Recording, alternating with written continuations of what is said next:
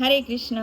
भगवान सर्वत्र है। God is everywhere. कैसे? चलिए आज आपको मैं दो सच्ची घटनाएं बताती हूँ जिससे ये साबित हो जाएगा कि भगवान हर जगह है, भगवान सर्वत्र है। 4-5 साल पहले की बात है। लंदन की गलियों में एक भक्त रहता था। वो भगवत गीता का प्रचार किया करता था और रास्तों में घूम घूम के भगवत गीता का प्रदान किया करता था। वहाँ पे कुछ लड़के आए और उसने आके उससे कहा कि तुमको शर्म नहीं आता है? तुम ये भिखारियों की तरह भगवत गीता को बेच रहे हो? तो उसने कहा कि जब भगवान का प्रचार का बात आया तो इसमें शर्माना कैसा है? मुझे तो बहुत खुशी है कि भगवान ने मुझे एक मौका दिया कि उनका प्रचार मैं कर सकूं। और मेरा तो ये भी मानना है कि अगर आप लोग इस भगवत गीता को पढ़ेंगे तो आपके दिमाग में जो ये सोच है ये भी बदल जाएगी। इस बात को सुन के उन लड़कों को ना बहुत गुस्सा आया, उन्हें बहुत इंसल्टेड फील हुआ। तो उन्होंने सोचा कि इस लड़के को हम मजा चखाएंगे। तो नेक्स्ट डे वो 3-4 लड़के और 5-6 लड़कों को लेके उसके पास आए और आके सेम चीज उससे कहा कि तुमको शर्म नहीं आता? तुम ऐसे रास्तों में घूम घूम के किताब बेच रहे हो। उसने वही रिप्लाई दिया, सेम रिप्लाई। और जैसे ही उन लड़कों ने उसका रिप्लाई सुना, उनको बहुत गुस्सा आया और वो सब के सब पूरा प्रिपरेशन में आए थे उसको मारने के लिए दौड़े। लेकिन वो हे कृष्ण बोल के और नरसिम्हा का श्लोको गा के वो किसी भी तरह वहाँ से निकल गया और अपना जान बचा लिया। तो उन लड़कों को ना चैन नहीं आया। तो फिर वो लड़के चले गए वहाँ से। फिर नेक्स्ट डे फिर वो भक्त आया और रोज के समान वो भगवत गीता का प्रदान करने लगा लोगों को। फिर देखा कि वही लड़के उसके सामने से आ रहे हैं। जब उसने देखा तो उसने सोचा कि लगता है आज ये फिर कोई नया ड्रामा करेंगे। ठीक है, आने देते हैं, मेरे साथ तो कृष्ण है ही। तो वो लड़के लेकिन जब उसके पास आए तो उन्होंने कोई पंगा नहीं किया, उन्होंने कोई उल्टा व्यवहार नहीं किया, जबकि वो लड़के उसके पैर पे गिर के माफी मांगने लगे। तब वो भक्त पूछा आश्चर्य से कि अरे आज आपको क्या हो गया? तब उन्होंने कहा कि कल रात में कोई प्राणी आया था, मगर वो आधा नर था और वो आधा शेर था। तो पता नहीं वो कौन था और उसको देख के हमको इतना डर लगा।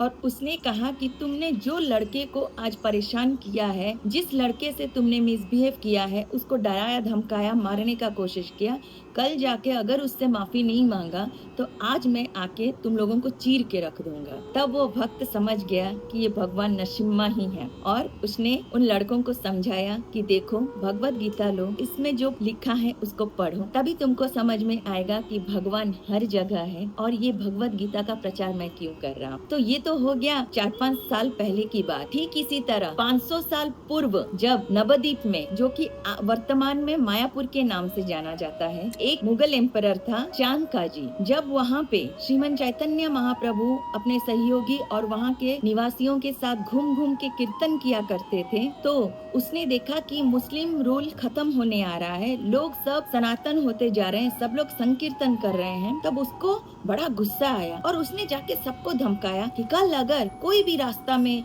निकला और संकीर्तन किया हुआ मुझे दिखा तो मैं उसको मार डालूंगा, मैं उसका वध करूंगा, मैं उसका प्राण ले लूंगा। जब ये बात श्रीमन चैतन्य महाप्रभु को पता चला तो भगवान श्रीमन चैतन्य महाप्रभु ने कहा कि कल हर किसी को जानकारी दे दो कि मैं सबके साथ रास्ते में घूम घूम के संकीर्तन करूंगा, जो हमसे जुड़ना चाहे आ जाए।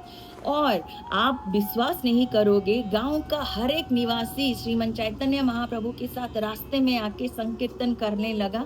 और उस दिन का संकीर्तन तो देखने लायक था। मतलब ऐसा लग रहा था कि स्वर्ग का जैसे कोई माहौल बन गया हो। और वो लोग सब श्रीमन चैतन्य महाप्रभु के साथ वो चांद काजी के घर पे गए। जब उन्होंने घर पे एंट्री लिया तब चांद काजी डर के अपने कमरे में ऊपर में बंद था। तो श्रीमन चैतन्य महाप्रभु नीचे से उसके कमरे में गए और कहा, क्यों चांद काजी, क्या हो गया? तुम तो सबका वध करने वाले थे, देखो मैं सबको लेके तुम्हारे घर पे आया हूँ, तो आओ शुरुआत मुझसे करो। तब चांद काजी डर के मारे श्रीमन चैतन्य महाप्रभु के पैर पे गिर के माफी मांगने लगा और कहने लगा, हे भगवान मुझे माफ कर दो, क्योंकि कल रात में कोई आया था जो आधा नर था और आधा शेर था। उसने मेरे छाती पे पैर रख के मेरे छाती को चीरने का कोशिश किया था। जब मैंने उससे माफी मांगा तो उसने मुझे छोड़ दिया और मैं जानता हूँ कि वो और कोई नहीं, वो आप ही थे भगवान, तो मुझे माफ कर दीजिए। तो इस तरह श्रीमन चैतन्य महाप्रभु ने चांद काजी को माफ कर दिया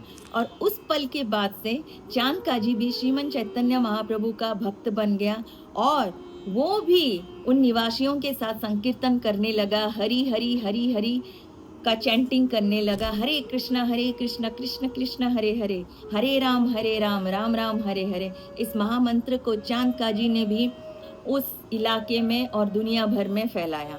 तो देखा आपने, जब जब अधर्म की वृद्धि होगी और धर्म की हानि होगी, तब तब भगवान श्री कृष्ण धरती पे आएंगे। इसीलिए तो कहा गया है, यदा यदा हि धर्मस्य ग्लानिर्भवति भारत अभ्युत्थानम अधर्मस्य तदात्मानं सृजाम्यहम्। भगवान कृष्ण कहते हैं, हे पार्थ, जब जब धर्म की हानि होगी और अधर्म की बुद्धि होगी, तब तब मैं इस संसार में प्रकट होऊंगा और फिर से धर्म की स्थापना करूंगा। तो ये था मेरा 2 सच्ची घटनाओं का एग्जाम्पल, आपको ये दिखाने के लिए कि भगवान सर्वत्र है, गॉड इज एवरीवेयर। यहाँ तक कि ये जो स्टोरीज मैं आपको सुना रही हूँ, हो सकता है भगवान ही मेरे पास हो और मेरे द्वारा ही ये सब बुलवा रहे हैं, और ये भी हो सकता है कि जो लोग सुन रहे हैं इस स्टोरीज को, भगवान उनके पास ही बैठ के अपना प्रचार प्रसार के बारे में सुन रहे हो, क्योंकि भगवान को ये बहुत पसंद है कि कोई उनके बारे में बोले, और उससे भी ज्यादा वो उन पे खुश हो जाते हैं जो उनके बारे में सुने। Stay blessed. राधे राधे।